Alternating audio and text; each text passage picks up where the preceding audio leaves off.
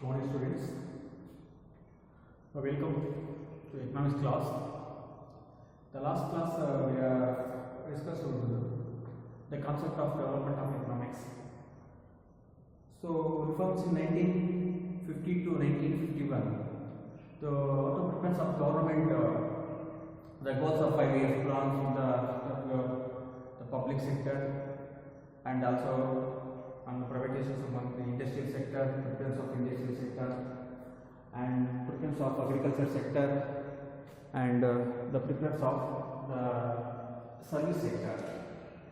So many the sectors of the preference of in the 5 years plan of the state government or central government also.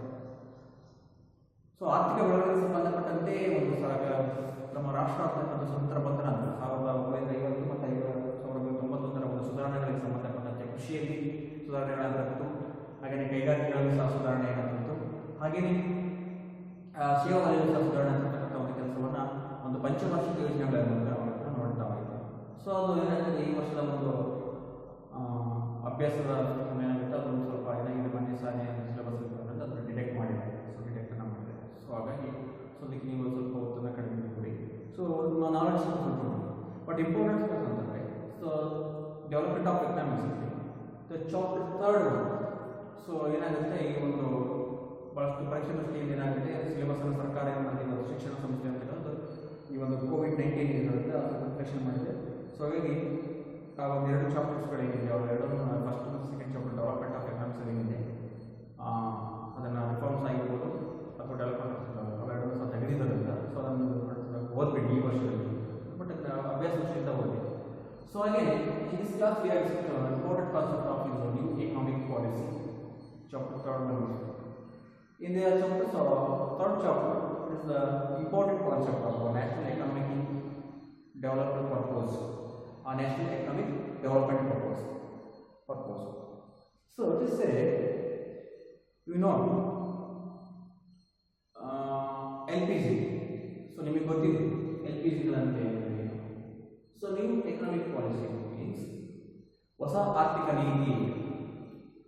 So when you adopt new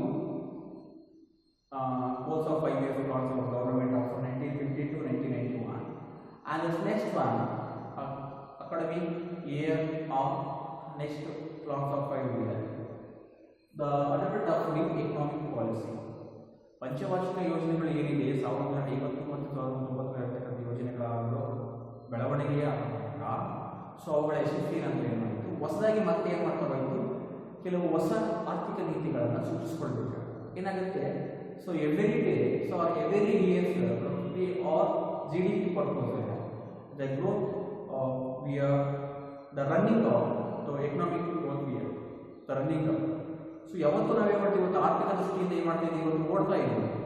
so ಹಾಗಾಗಿ ಏನು ಮಾಡ್ತಾ ಇದ್ದೇವೆ, so ಏನಾದರೂ changes of factors ಕೆಲವು ವಲಯಗಳಲ್ಲಿ ನಾವೇನು ಬದಲಾವಣೆ ಬರಬೇಕಾಗುತ್ತೆ. ಸೊ ಆ ಬದಲಾವಣೆಗಳ ಏನು ಮಾಡೋದು ಮುಖ್ಯ ಆಗ್ತದೆ ಏನು ಅಂತಂದರೆ ಒಂದು ವಿಷಯವನ್ನು ನೀವು ಗಮನಿಸಬೇಕಾಗುತ್ತೆ. ಸೊ ಅದೇನಪ್ಪ ಅಂತಂದರೆ, so we are connected up the new policy, new technology, new system or new versions of ಹೊಸದಾಗಿರ್ತಕ್ಕಂಥ ಯಾವುದಾದ್ರೂ ವ್ಯವಸ್ಥೆಗಳನ್ನು, ಯಾವುದಾದ್ರೂ ಪದ್ಧತಿಗಳನ್ನು, ಹೊಸ ಮಾದರಿಗಳನ್ನು, ಹೊಸ ಶೈಲಿಗಳನ್ನು ನಾವು ಏನು ಮಾಡಬೇಕು, ಹೊಸ ಕಾನೂನುಗಳನ್ನು ನಾವು ಏನು ಮಾಡಬೇಕು, ಆರ್ಥಿಕತೆಯ ಬೆಳವಣಿಗೆಗೆ ನಾವು ಕೊಡಬೇಕಾಗುತ್ತೆ. ಸೊ ಹಾಗೆಯೇ as the top in this class the new economics policy. So it's a very important of concept in new economic policy. ಹೊಸ ಆರ್ಥಿಕ ನೀತಿ ಅಂತಕ್ಕಂಥ ಬಹಳಷ್ಟು ಮುಖ್ಯ ದೃಷ್ಟಿಯಿಂದ ಆರ್ಥಿಕವಾಗಿ ನೀವು ಅರ್ಥಶಾಸ್ತ್ರ ವಿದ್ಯಾರ್ಥಿಗಳಾಗಿರೋದ್ರಿಂದ ಬಹಳಷ್ಟು ಮುಖ್ಯ. ಸೊ ಏನಾಗ್ತಾ ಹೋಗುತ್ತೆ, the new economics policy study of financial stress of India goes back to 1980. 1980ರಲ್ಲಿ ಇರತಕ್ಕಂತಹ ಆರ್ಥಿಕ ಕೆಲವೊಂದು ಹಿನ್ನಡೆಗಳಿಗಾಗಿ ಆರ್ಥಿಕತೆಯ ಒಂದು ಹಣಕಾಸಿನ ಹಿನ್ನಡೆಗೆ ಸಂಬಂಧಪಟ್ಟಂತೆ ಏನಾಗಿದೆ, ಸೊ ಬ್ಯಾಕ್ವರ್ಡ್ ಆಗಿರುತ್ತೆ, ಹಿನ್ನಡೆ ಆಗಿದೆ. ಸೊ ಅದನ್ನು ಸುಧಾರಿಸಲಿಕ್ಕೋಸ್ಕರ ನಾವು ಮಾಡ್ತಾ ಹೋಗ್ತೀವಿ. So after 1991 new economic policy. So 1980ರಲ್ಲಿ ಆಗಿರ್ತಕ್ಕಂಥ ಆರ್ಥಿಕ ಹಣಕಾಸಿನ ಹಿನ್ನಡೆ ಏನಿದೆ ಅದನ್ನು ಸುಧಾರಿಸಲಿಕ್ಕೋಸ್ಕರ ನಾವು ಮಾಡಿದ್ವಿ ಹೊಸದಾಗಿರ್ತಕ್ಕಂಥ ಒಂದು ಆರ್ಥಿಕ ನೀತಿಗಳನ್ನು ನಾವು ಮಾಡಿದ್ವಿ, ಅಳವಡಿಸ್ಕೊಂಡ್ವಿ ಆರ್ಥಿಕತೆಯಲ್ಲಿ. because of economic growth, economic development. So ಆರ್ಥಿಕ ಬೆಳವಣಿಗೆ ದೃಷ್ಟಿಯಿಂದ, ಆರ್ಥಿಕ ಅಭಿವೃದ್ಧಿ ದೃಷ್ಟಿಯಿಂದ ಹೊಸ ಆರ್ಥಿಕ ಯೋಜನೆಗಳನ್ನು ರೂಪಿಸಿಕೊಳ್ಳುತ್ತೀವಿ. ಸೊ ಒಂದಷ್ಟು ಸಂಬಂಧಪಟ್ಟಂತೆ ಆಬ್ಜೆಕ್ಟಿವ್ಸ್ ಏನಾಗುತ್ತೆ? The most problems we have faced of our nations after independence. First one is population and second one is employment. ಸ್ವತಂತ್ರ ಬಂದ ನಂತರ ನಾವು ಎಷ್ಟೇ ಸುಧಾರಣೆ ತಂದರೂ ಕೆಲವು ಪ್ರಮುಖ ಸಮಸ್ಯೆಗಳು ನಮ್ಮಲ್ಲಿ ಕಾಡ್ತಾ ಇದೆ. ಅದಾದ major problems of the first one is population, second one is employment. So integration of both one. So ಒಂದಕ್ಕೊಂದು ಸಂಬಂಧನೇ ಇದೆ. The population is dangerous for development, economic growth. So employment also dangerous area of economic growth. ಆರ್ಥಿಕ ಬೆಳವಣಿಗೆ ನಿರುದ್ಯೋಗ ಒಂದು ಸಮಸ್ಯೆ ಇದೆ. ಆರ್ಥಿಕ ಬೆಳವಣಿಗೆ ಜನಸಂಖ್ಯೆಯೂ ಸಹ ಒಂದು ಸಮಸ್ಯೆಯಾಗಿದೆ. The population is also the problems of economic or national economic, and unemployment is the problems of national economic. ರಾಷ್ಟ್ರದ ಆರ್ಥಿಕತೆಗೆ ತೊಂದರೆ ಆಗತಕ್ಕಂಥದ್ದು ಜನಸಂಖ್ಯೆ ಇದೆ, ಹಾಗೆ ನಿರುದ್ಯೋಗ ಸಹ ದಾಖಲಾಗಿದೆ. ಸೊ ಇದರಲ್ಲಿ ಯಾಕೆ ಇವೆರಡನ್ನು ಅಭ್ಯಾಸ ಮಾಡಬೇಕಾಗುತ್ತೆ? ಒಂದು ಪಾಪ್ಯುಲೇಷನ್ ಕಂಟ್ರೋಲ್ಸ್ಗೆ ಒಂದು ಪ್ರಿಫರೆನ್ಸ್ ಕೊಡಬೇಕು, ಎರಡು ಅನ್ಎಂಪ್ಲಾಯ್ಮೆಂಟ್ಸ್ ಕ್ರಾಶ್ ಮಾಡಬೇಕು. ಸೊ ಎರಡೂ ಮಾಡಬೇಕಾದ್ರೆ ಏನು ಮಾಡಬೇಕಾಗುತ್ತೆ? ಹೊಸದಾಗಿರ್ತಕ್ಕಂಥ ಯಾವುದೋ ಯೋಜನೆ ತರಬೇಕು. ಸೊ ಹಾಗೇನೆ ಮತ್ತೆ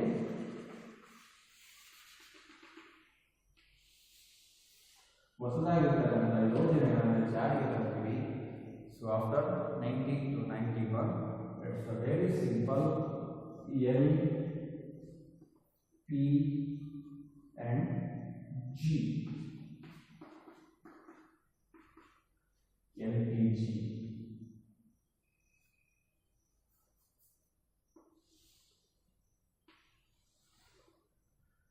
LPG. What is the difference of LPG?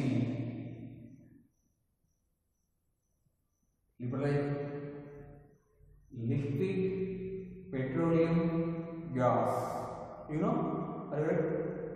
liquid petroleum gas. LPG ಅಂದರೆ ತಾನೇ ನಾವು ಮನೇಲಿ ಬಳಸೋದಾದ್ರೆ ಲಿಕ್ವಿಡ್ ಪೆಟ್ರೋಲಿಯಂ ಗ್ಯಾಸ್ ಅಂತ ಬಳಸ್ತೀವಿ. ಸೊ ಹಾಗಿದ್ರೆ liquid petroleum gas is right? No, it is the cooking purpose of liquid petroleum gas. ಇದು ಅಡುಗೆ ಮಾಡಲಿಕ್ಕೆ ಸಹಾಯ ಆಗ್ತದೆ, ಬಟ್ ಆರ್ಥಿಕತೆಗೆ ಅಲ್ಲ. ಅಡುಗೆ ಮಾಡಲಿಕ್ಕೆ ಬೇಕು LPG ಬೇಕು, ಲಿಕ್ವಿಡ್ ಪೆಟ್ರೋಲಿಯಂ ಗ್ಯಾಸ್. ಸೊ ಆರ್ಥಿಕತೆಗೆ ಬೇಕು, ಎಕನಾಮಿಕ್ಸ್ ಸಂಬಂಧಪಟ್ಟಂತೆ ಎಕನಾಮಿಕ್ ಡೆವಲಪ್ಮೆಂಟ್ಸ್ಗೆ LPG ಬೇಕು.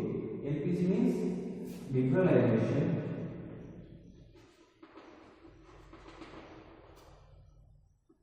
privatization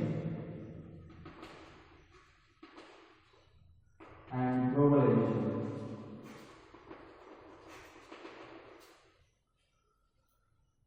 ಉದಾರೀಕರಣ, ಖಾಸಗೀಕರಣ and ಜಾಗತೀಕರಣ. So the very important in the LPG: liberalization, globalization and privatization. The most important of development of economic in LPG of liberalization, globalization and privatization, and most important of making of food or cooking with the liquid petroleum gas. Okay, that's the reduction of liquid petroleum gas. So only for liberalizations, privatizations and globalization. So the first one is liberalization. So we are aware of after 1991, 1990 ನಂತರ ನಾವು ಮಾಡ್ತಾ ಹೋಗ್ತೀವಿ. ಈ ಒಂದು ಹೊಸ ನೀತಿಗೆ ಸಂಬಂಧಪಟ್ಟಂತೆ ಉದಾರೀಕರಣ ಅಂತ ನಾವು ಏನು ಮಾಡ್ತೀವಿ, ಅಡಾಪ್ಟ್ ಮಾಡ್ತೀವಿ.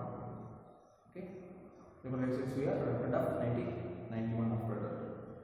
So what is the meaning of liberalization? See the board. The liberalization process of removing of government controls. The process of removing the government controls. ಉದಾರೀಕರಣ ಅಂತಕ್ಕಂಥದ್ದು ಸರ್ಕಾರದ ಕೆಲವು ನಿರ್ಬಂಧಗಳನ್ನು ತೆಗೆದುಹಾಕುವುದು and restrictions of economic activities. ಕೆಲವು ಆರ್ಥಿಕ ಚಟುವಟಿಕೆಗಳ ನಿರ್ಬಂಧಗಳನ್ನು ತೆಗೆದುಹಾಕುವುದು. Very simple. The regulations are process of the government controls and restrictions of economic activity. ಆರ್ಥಿಕ ಚಟುವಟಿಕೆ ನಿರ್ಬಂಧಗಳನ್ನು ತೆಗೆದುಹಾಕತಕ್ಕಂಥದ್ದು ಮತ್ತೆ ಸರ್ಕಾರದ ಒಂದು ನಿಯಂತ್ರಣದಿಂದ ಮುಕ್ತಗೊಳಿಸತಕ್ಕಂಥದ್ದು ಇಲ್ಲಿ ಉದಾರೀಕರಣ. ಯಾವುದೇ ರೀತಿ ನಿರ್ಬಂಧಗಳಿರಲಿಲ್ಲ. So we are national productivity you world also. So ನೀವು ಮತ್ತು ನಾವು ಏನು ಮಾಡ್ತೀವಿ, ನೀವು ಉತ್ಪಾದನೆ ಮಾಡಲಿಕ್ಕೆ ನಾವು ತೊಡಗ್ತೀವಿ ಅಂತಂದರೆ ಕೆಲವು ಸರ್ಕಾರದ ನಿರ್ಬಂಧಗಳು ಮತ್ತು ನಿಯಂತ್ರಣಗಳು ಇರಬಾರದು. ಸೊ ನಿರ್ಬಂಧಗಳು ನಿಯಂತ್ರಣಗಳು ಎದುವಾಗಿ ಮಾಡ್ತೀವಿ. ಸೊ ನಾವೇನು ಇನ್ವೆಸ್ಟ್ಮೆಂಟ್ ಮಾಡಲಿಕ್ಕೆ ಏನು ಮಾಡ್ತೀವಿ, ಇಷ್ಟಪಡೋದಿಲ್ಲ, ನಾಟ್ ಲೈಕ್ ದಟ್. ಸೊ ಅವಾಗ ಇಷ್ಟಪಡೋದು. ಸೊ ಹಾಗಾಗಿ ಯಾವಾಗ ನಾವು ಸರ್ಕಾರಗಳಲ್ಲಿ ಇನ್ವೆಸ್ಟ್ಮೆಂಟ್ ಮಾಡ್ತೀವಿ ಅಂತಂದರೆ ಸೊ ಆಗ ನಾವೇನು ಮಾಡಬೇಕಾಗುತ್ತೆ, ಒಂದು ಅಂಶ ಗಮನಿಸ್ಕೊಳ್ಬೇಕು, ಹೂಡಿಕೆ ಮಾಡೋದು ಇನ್ವೆಸ್ಟ್ಮೆಂಟ್ ಅಂತ ನಾವು ಕರಿತೀವಿ ಅಥವಾ ಪ್ರೊಡ್ಯೂಸರ್ ಅಂತ ಕರಿತೀವಿ. The produce when you the footprints of the free participate in the market, the government is reviewing the controls and restrictions of economic activity. So ಉದ್ಯಮದಾರ ಏನಾದರೂ ನಾವು ಹೂಡಿಕೆಯಲ್ಲಿ ಆರ್ಥಿಕತೆ ತೊಡಗಬೇಕಾದ್ರೆ ಅವ್ನು ಯಾವ ರೀತಿ ಕಾನೂನುಗಳನ್ನು ನಿಯಂತ್ರಣಗಳನ್ನು ಕಾನೂನು ಇರಬೇಕು, ಇಲ್ಲ ಅಂತ ಹೇಳ್ತಾರೆ. ನಿಯಂತ್ರಣಗಳನ್ನು ಮತ್ತು ನಿರ್ಬಂಧಗಳನ್ನು ಇರಬೇಕಾಗುತ್ತೆ. ಹಿಂಗೆ ಉತ್ಪಾದನೆ ಮಾಡಲಿಕ್ಕೆ ಕೆಲವು ರಿಸ್ಟ್ರಿಕ್ಷನ್ಸ್ ಬೇಕಾದರೆ ಕೆಲವು ರಿಯಾಯಿತಿಗಳು ಬೇಕಾಗಿತ್ತಲ್ವ. ಸೊ ಆಗಿದ್ದಾಗ ಮಾತ್ರ ಕೆಲವು ಸೌಕರ್ಯಗಳನ್ನು ಕೊಟ್ಟಾಗ ಕೆಲವು ರಿಯಾಯಿತಿಗಳು ತಂದಾಗ ಏನಾಗುತ್ತೆ, ಅವ್ನು ಮುಕ್ತವಾಗಿ ಮತ್ತೆ ಏನು ಮಾಡ್ತಾ ಹೋಗುತ್ತೆ, ಹೂಡಿಕೆಯನ್ನು ಮಾಡ್ತಾರೆ ಸರ್ಕಾರದ ಪರವಾಗಿ ಅಥವಾ ಒಂದು ದೇಶದ ಪರವಾಗಿ ಒಂದು ಉತ್ಪಾದನೆ.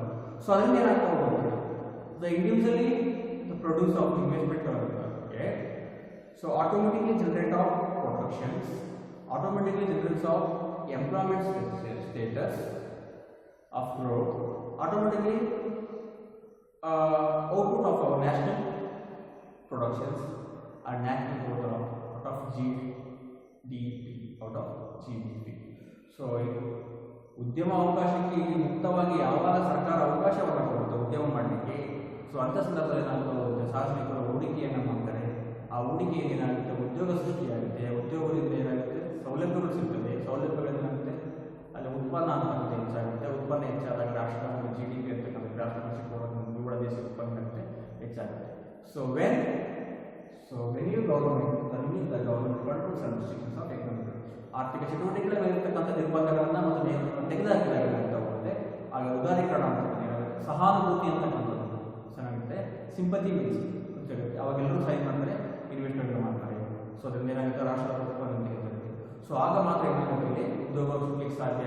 ಆಗ ಮಾತ್ರ ಜನಸಂಖ್ಯೆ ಇರ್ತಕ್ಕಂಥ ಒಂದು ಎಕನಾಮಿಕ್ ಗ್ರೋತನ್ನು ನಾವು ಕಾಣಲಿಕ್ಕೆ ಸಾಧ್ಯತೆ ಆಗುತ್ತೆ. Very simple.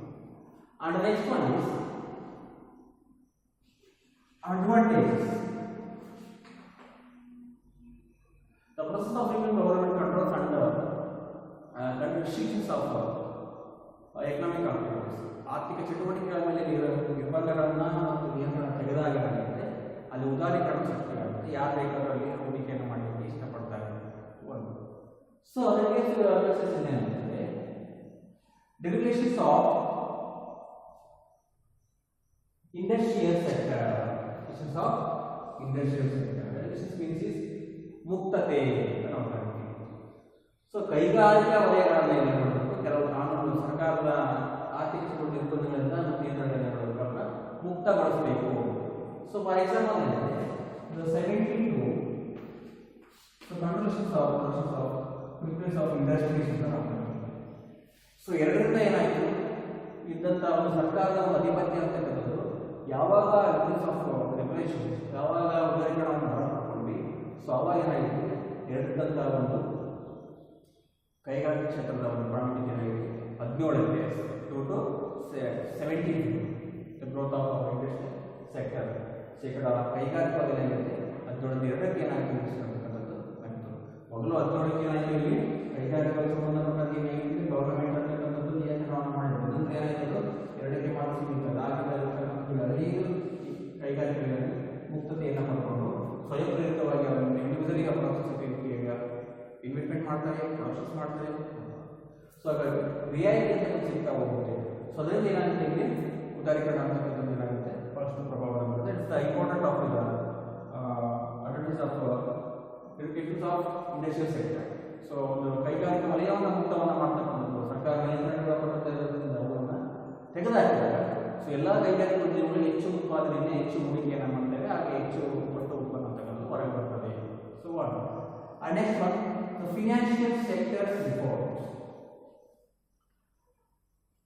ಹಣಕಾಸಿನ ವಲಯದಲ್ಲಿ ಕೆಲವು ಸುಧಾರಣೆಗಳನ್ನು ತರಬೇಕಾಗುತ್ತೆ. For example the loan facility, rate of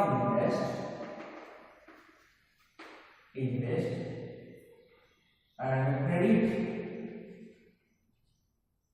facilities. The easy loans. ಸುಲಭ ಸಾಲ ಸೌಲಭ್ಯಗಳನ್ನು ಇಲ್ಲಿ ಕೈಗಾರಿಕೆಗಳಿಗೆ ಕೊಟ್ಟಾಗ ಅದು ಅನುಕೂಲ ಆಗುತ್ತೆ. It's the government in the RBI under the RBI. So RBI also not the applicable of controls of restrictions. So RBI reviewing the government controls of restrictions of the economic. So RBI ಸಹ ಏನಂತ ಹೋಗುತ್ತೆ, ಕೆಲವು ಇದಕ್ಕೆ ಸಂಬಂಧಪಟ್ಟಂತ ಅದು ಸರ್ಕಾರದ ಮೇಲೆ ಇಲ್ಲ ಅಂತ ಹೇಳ್ತಾರೆ. So government pay the RBI. Okay, and ಅದು ಸಹ ಏನಾಗುತ್ತೆ, ಸೊ ಈಸಿ ಲೋನ್ಸ್ ಕೆಲವು ಸುಲಭ ಸಾಲಗಳನ್ನು ಕೊಟ್ಟಾಗ ಏನಾಗುತ್ತೆ, ಡೆಫಿನೆಟ್ಲಿ ಗೊತ್ತಾಗ್ತಾ ಹೋಗುತ್ತೆ. And second one is rate of interest, ಬಡ್ಡಿ ದರ ಆಗ್ತಕ್ಕಂಥದ್ದು. ಸೊ ಇಂಡಸ್ಟ್ರೀಸ್ ಆಗಿರ್ಬೋದು, sectors, finance, electrical sectors and service sectors. So whatever the release of the reduce of rate of interest. So ಬಡ್ಡಿ ದರದಲ್ಲಿ ಕೆಲವು ಏನಾಗುತ್ತೆ, ಕೆಲವು ಕಡಿಮೆ ಮಾಡಬೇಕಾಗುತ್ತೆ. ಆಟೋಮೆಟಿಕ್ ಏನು ಮಾಡಬೇಕು, ಕೈಗಾರಿಕೆ ಮುಚ್ಚಿದಂಥ ಕೆಲವು ಕ್ಲೋಸ್ ಆಫ್ ಫ್ಯಾಕ್ಟರೀಸ್ ಇದೆ, ಇಂಡಸ್ಟ್ರೀಸ್ ಇದೆ, ಫಾರ್ಮ್ಸ್ ಇದೆ. ಸೊ ಉದ್ಯಮ ಘಟಕಗಳಿದ್ದಾವೆ ಮತ್ತು ಕೈಗಾರಿಕೆಗಳು ಮುಚ್ಚಿರ್ತಾರೆ. ಅವುಗಳು ಏನು ಮಾಡ್ತಾರೆ,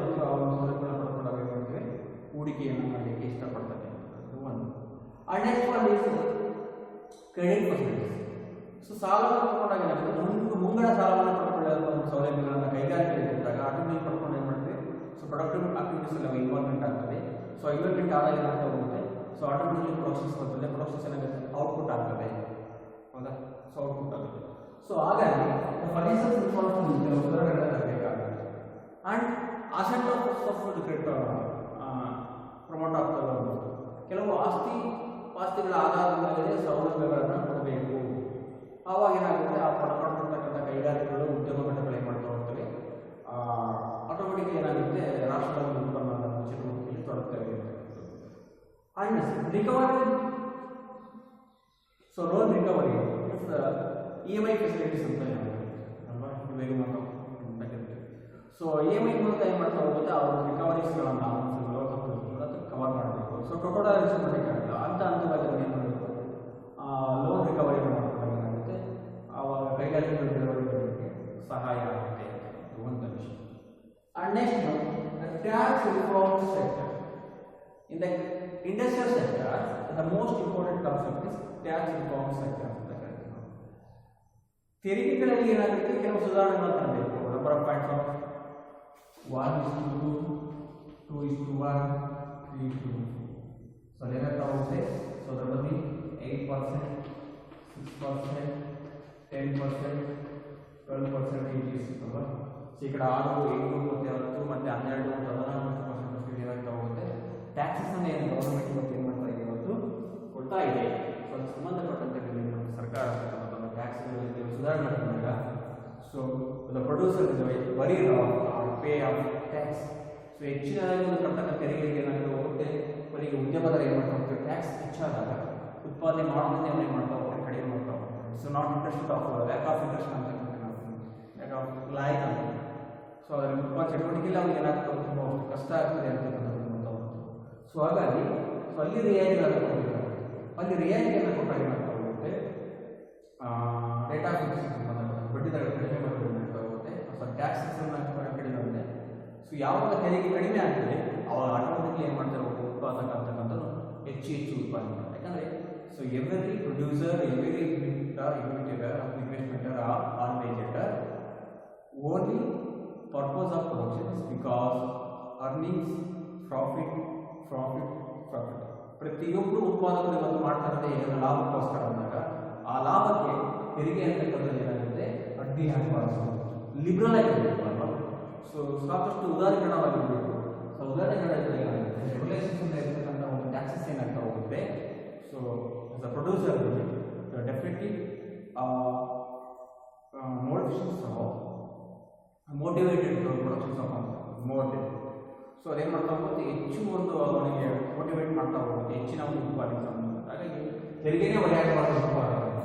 ಆ ತೆರಿಗೆ ಹೊರೆಯಾಗದಂತೆ ಸರ್ಕಾರ ಏನ್ಮಾಡಬೇಕು, ಒಂದು ರೂಲ್ಸ್ಗಳ ಮೂಲಕ ನಿಯಮಗಳ ಮೂಲಕ ಉದಾಹರಣೆ ಅವಕಾಶವನ್ನು ಕೊಡಬೇಕಾಗುತ್ತೆ. One and second one, foreign exchange reforms, ವಿದೇಶಿ ವಿನಿಮಯದ ಸುಧಾರಣೆ. ಫಾರ್ ಎಕ್ಸಾಂಪಲ್ ಏನಾಗಿದೆ, the different varieties of currencies of nation to another nation. ಇಲ್ಲಿ ದೇಶದಿಂದ ದೇಶಕ್ಕೆ ಇರ್ತಕ್ಕಂಥ ಒಂದು ಹಣದ ಮೌಲ್ಯಗಳು ತುಂಬಾ ಇದಾವೆ. ಆಮೇಲೆ ಹಣದ ಮೌಲ್ಯ ವ್ಯಾಲ್ಯೂ ಅಂತಕ್ಕಂಥದ್ದು ತುಂಬಾ ಇದೆ. Indian rupees the pay of American $1 purchase of 64 to 68 rupees. So ಇಲ್ಲಿ ನಮ್ಮ ದೇಶದ ರೂಪಾಯಿ ಮೌಲ್ಯ ಅಮೇರಿಕದ ಮೌಲ್ಯಕ್ಕಿಂತ ಕಡಿಮೆ ಇದೆ ಅಂದಾಗ ನಾವು ಅಮೇರಿಕದ ರೂಪಾಯಿಗಳನ್ನು ಕೊಡಬೇಕಾದ್ರೆ ನಮ್ಮ ದೇಶದ ಅಮೇರಿಕದ ಮೌಲ್ಯ ಕೊಡಬೇಕಾಗುತ್ತೆ, 60% ಕೊಡಬೇಕು. ಸೊ ಇಲ್ಲಿರ್ತಕ್ಕಂಥ ಏನಿದೆ ಬಿಸ್ನೆಸ್ ಪರ್ಪಸ್ ಟ್ಯಾಕ್ಸ್ ಮತ್ತು ಫಾರಿನ್ ಎಕ್ಸ್ಚೇಂಜ್ ವಿನಿಮಯಕ್ಕೆ ಸಂಬಂಧಪಟ್ಟಂತ ಯಾವುದಾದ್ರು ವಸ್ತುಗಳನ್ನು ನಾವು ಕೊಡ್ತೀವಿ, ಯಾವುದಾದ್ರು ವಸ್ತು ತೆಗೆದು ಅಂದಾಗ ಸೊ ಅಲ್ಲಿರ್ತಕ್ಕಂಥ ಚೇಂಜ್ ಆಫ್ ಪ್ರಾಡಕ್ಟ್ ಏನಿದೆ, ಸೊ ಅಲ್ಲಿ ಕೆಲವೊಂದು ಸುಧಾರಣೆ ತರಬೇಕಾಗುತ್ತೆ. ವಿದೇಶಿಯರಿಗೆ ನಮ್ಮ ದೇಶದ ಸೌಲಭ್ಯಗಳನ್ನು ಕೊಡಬೇಕಾದ್ರೆ ಅವರಿಗೆ ಹೆಚ್ಚಿನ ಒಂದು ತೆರಿಗೆಯನ್ನು ವಹಿಸಬೇಕಾಗುತ್ತೆ. ನಮ್ಮ ದೇಶದ ವಸ್ತುಗಳನ್ನು ನಮ್ಮ ತೆರಿಗೆ ರೈತರು ಕಡಿಮೆ ಮಾಡಬೇಕಾಗುತ್ತೆ. ಹಾಗೆ ನಮ್ಮ ದೇಶದ ವಸ್ತುಗಳನ್ನು ಕೊಡಬೇಕಾದ್ರೆ ವಿದೇಶಿಯರಿಗೆ ಹೆಚ್ಚಿನಾಗಿ ತೆರಿಗೆಯನ್ನು ವಿಧಿಸಿದಾಗ ಅಲ್ಲಿಗೆ ತರ್ತಕ್ಕಂಥ ವಸ್ತುಗಳ ಒಂದು ಮೌಲ್ಯದ ಪ್ರಮಾಣ ಏನಾಗುತ್ತೆ, ಸರಿಯಾಗಿರುತ್ತೆ. ಸೊ ಹಾಗೆ ನಾವು ನೋಡಬೇಕಾಗುತ್ತೆ ಕೆಲವು ಸುಧಾರಣೆಗಳನ್ನು ಫಾರಿನ್ ಎಕ್ಸ್ಚೇಂಜ್ ರಿಫಾರ್ಮ್ನಲ್ಲಿ ನಾವು ತರಲಿಕ್ಕೆ ಸಾಧ್ಯತೆ ಉಂಟು ಅಂತ ಒಂದು ಅಂಶ. ಸೊ ಏನಾಗುತ್ತೆ, ಔಟ್ಪುಟ್ ಆಗಿರ್ಬೋದು ಆ್ಯಂಡ್ ಇನ್ಪುಟ್ ಆಗಿರ್ಬೋದು. ಸೊ ಎರಡರಲ್ಲೂ ಸಹ ಕೆಲವೊಂದು ಏನಾಗುತ್ತೆ, ಫಾರಿನ್ ಎಕ್ಸ್ಚೇಂಜ್ ರಿಫಾರ್ಮ್ನಲ್ಲಿ ಸೊ ಕೆಲವೊಂದು ವಿಷಯ ತರಬೇಕಾಗುತ್ತೆ. ಸೊ ಒಂದು and next one is the reforms trade and investment. ವ್ಯಾಪಾರಗಳಲ್ಲಿ ಸುಧಾರಣೆ ತರ್ತಕ್ಕಂಥದ್ದು ಮತ್ತು ಇನ್ವೆಸ್ಟ್ಮೆಂಟ್ ಅಲ್ಲಿ ಸುಧಾರಣೆ ತರಬೇಕು. For example the trade of reforms, ವ್ಯಾಪಾರದಲ್ಲಿ ಸುಧಾರಣೆ ಹೇಗೆ? So it is more than possibility with buyers and sellers and mediators. So the government, the process of direct payment of the market.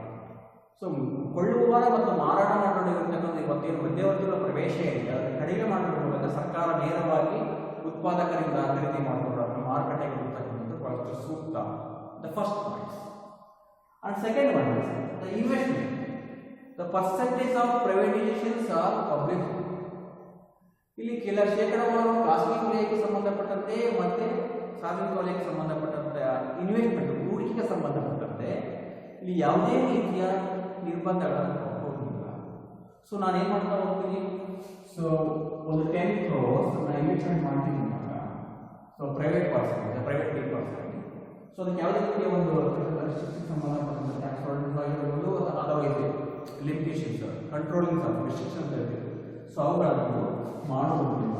ಒಂದು ವೇಳೆ ಮಾಡಬೇಕು ನಾನು ಏನು ಮಾಡ್ತೀನಿ, ನಾನು ಯಾವುದೇ ರೀತಿಯ ಇನ್ವೆಸ್ಟ್ಮೆಂಟ್ ಮಾಡೋದಿಲ್ಲ. ಆ್ಯಂಡ್ ದ ಫಾರಿನ್ ವಿದೇಶಿಯರು ಏನು ಮಾಡ್ತಾ ಹೋಗ್ತಾರೆ, ಇನ್ವೆಸ್ಟ್ಮೆಂಟ್ ಮಾಡ್ತಿರೋದಾಗ ಅವ್ರಿಗೆ ಏನು ಮಾಡಬೇಕು, the free entries, the preference of the investment. So ಹೂಡಿಕೆ ಮಾಡೋದಕ್ಕೆ ಏನು ಮಾಡಬೇಕು, ನಾವು ಆದ್ಯತೆಯನ್ನು ಕೊಡಬೇಕಾಗುತ್ತೆ. ಹಾಗೆ ಕೊಡೋದ್ರ ಮೂಲಕ ಏನಾಗುತ್ತೆ, ಇಲ್ಲಿ ನಮ್ಮ ರಾಷ್ಟ್ರದ ಒಂದು GDP ನಾವು ಗ್ರೋತ್ ಮಾಡಲಿಕ್ಕೆ ಸಾಧ್ಯತೆ ಆಗುತ್ತೆ. ಸೊ ಹಾಗಾಗಿ ರಿಫಾರ್ಮ್ ಟ್ರೇಡ್ ಆ್ಯಂಡ್ ಇನ್ವೆಸ್ಟ್ಮೆಂಟ್, ಇಲ್ಲಿ ವ್ಯಾಪಾರದಲ್ಲಿ ಏನಾಗಬೇಕು, ಸುಧಾರಣೆಗಳು ತರಬೇಕಾಗುತ್ತೆ. ಹಾಗೆ ಹೂಡಿಕೆಯಲ್ಲೂ ಸಹ ಏನಾಗ್ತಾ ಹೋಗುತ್ತೆ, ಸುಧಾರಣೆಗಳು ತರಬೇಕಾಗುತ್ತೆ.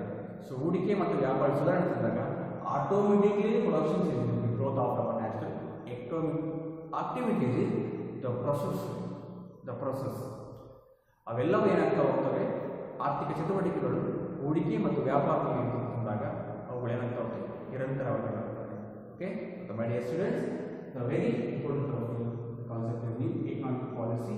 We are adopted of new policies. The objective space is the basis of very economic purpose. The first one is the problem like that economic population growth and unemployment. Yes. And next one is the concept of LPG, liberalization and globalization and privatization. And the first one is liberalization. Liberalization process is bringing that government controls and restrictions of economics ಆರ್ಥಿಕ ಚಟುವಟಿಕೆಗಳಲ್ಲಿ ಮತ್ತು ಸರ್ಕಾರ ನೀತಿಗಳನ್ನು ಇಲ್ಲಿ ನಿಯಂತ್ರಣಗಳನ್ನು ಮತ್ತು ನಿರ್ಬಂಧಗಳನ್ನು ತೆಗೆದುಹಾಕತಕ್ಕಂಥದ್ದು. And first one is restrictions of business sector, ಕೈಗಾರಿಕೆ ವಲಯದಲ್ಲಿರತಕ್ಕಂಥ ಒಂದು ಮುಕ್ತತೆಯನ್ನು ಅರ್ಥಿರ್ತಕ್ಕಂಥದ್ದು. And financial sectors of reform, ಹಣಕಾಸಿನ ವಲಯಗಳಲ್ಲಿ ಸಹ ಸುಧಾರಣೆಗಳನ್ನು ತರ್ತಕ್ಕಂಥದ್ದು. ಆ್ಯಂಡ್ ಟ್ಯಾಕ್ಸ್ ರಿಫಾರ್ಮ್ ಸೆಕ್ಟರ್, ತೆರಿಗೆಗಳಲ್ಲಿ ಸಹ ಸುಧಾರಣೆಗಳನ್ನು ತರುವುದಕ್ಕಾಗಿ ಅವುಗಳ ಉದ್ಯಮ ಘಟಕಕ್ಕೆ ಅವಕಾಶವನ್ನು ಕೊಡ್ತಕ್ಕಂಥದ್ದು. ದ ಫಾರಿನ್ ಎಕ್ಸ್ಚೇಂಜ್ ರಿಫಾರ್ಮ್, ವಿದೇಶಿ ವಿನಿಮಯ ಸುಧಾರಣೆಗಳನ್ನು ತರ್ತಕ್ಕಂಥದ್ದು, ವಿದೇಶಿ ಹೂಡಿಕೆಗೆ ಸಂಬಂಧಪಟ್ಟಂತೆ ಅಥವಾ ವ್ಯಾಪಾರ ಸಂಬಂಧಪಟ್ಟಂತೆ ಒಂದು ಕೆಲಸಗಳ ಮೂಲಕ ಆರ್ಥಿಕ ಬೆಳವಣಿಗೆಗೆ ನಮಗೆ ಸಹಾಯ ಆಗುತ್ತೆ. ಆ್ಯಂಡ್ ರಿಫಾರ್ಮ್ಸ್ ರಿಟೇನ್ ಆರೋಗ್ಯ ಯೋಜನೆ, ಸೊ ವ್ಯಾಪಾರದಲ್ಲಿ ಮತ್ತು ಹೂಡಿಕೆಯಲ್ಲಿ ಸುಧಾರಣೆ ತರುವುದರ ಮೂಲಕ ಆರ್ಥಿಕ ಚಟುವಟಿಕೆಗೆ ಆದ್ಯತೆಯನ್ನು ಕೊಡ್ತಕ್ಕಂಥದ್ದು ಒಂದು ಆಬ್ಜೆಕ್ಟಿವ್ಸ್ ಆಫ್ ಲಿಬರಲೈಸೇಷನ್. ಇದು ಒಂದು ಉದಾರೀಕರಣದ ಒಂದು ಮಹತ್ವ. ಸೊ ಹಾಗಾಗಿ the next class discuss about the private sector and private sector importance, what is the private sector, privatizations, and what are